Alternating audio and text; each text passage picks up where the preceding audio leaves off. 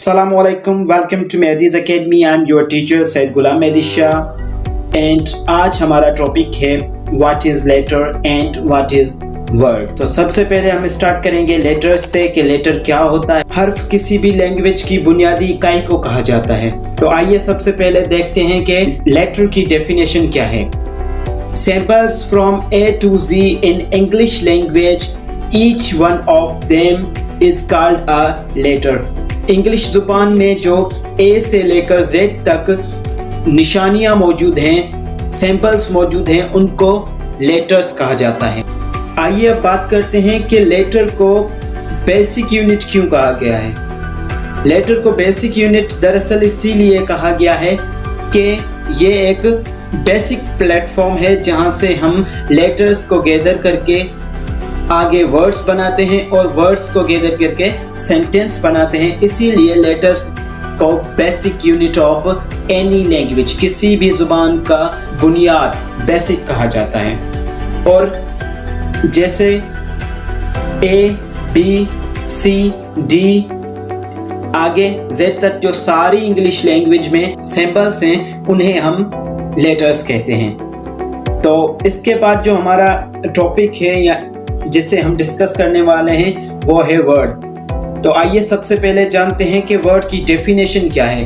दरअसल वर्ड की डेफिनेशन है a group of two or more than two letters which make a complete sense is called word.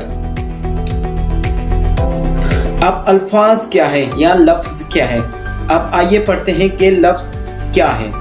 तो definition मैंने जो आपको अभी इंग्लिश में बताई उसकी ट्रांसलेशन या उसकी उर्दू ये होगी कि दो या दो से ज़्यादा हरूफ जिससे कोई मतलब निकले, जिससे कोई कॉन्सेप्ट जाहिर हो या कोई सेंस जाहिर हो, उसे हम अल्फाज कहते हैं या लफ्ज़ कहते हैं। डेफिनेशन के मुताबिक ये होगा कि दो या दो से ज़्यादा लेटर्स मिलके एक सेंस बनाएं, कंप्लीट सेंस दें हमें, उसे हम वर्ड कहेंगे, लफ्ज कहेंगे। जैसा कि C-A-T cat, C-A-T cat, cat means बिल्ली।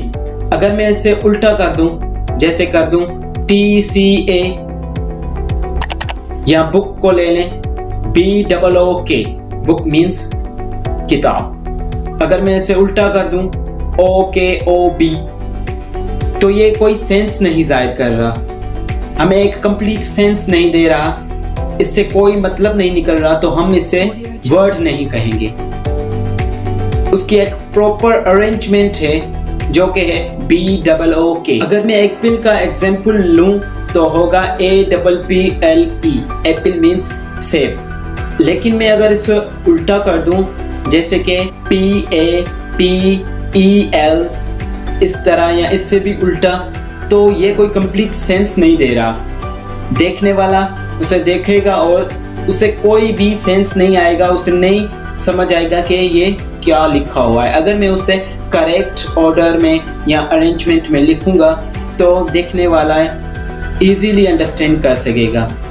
इसीलिए दो या दो से ज़्यादा हरूफ लेटर्स जिससे कोई मतलब जाहिर हो, कोई मतलब जाहिर हो, उससे हम वर्ड कहेंगे। और लेटर की डेफिनेशन जो कि मैं आपको बता चुका हूं कि ये किसी भी लैंग्वेज की बुनियादी इकाई है।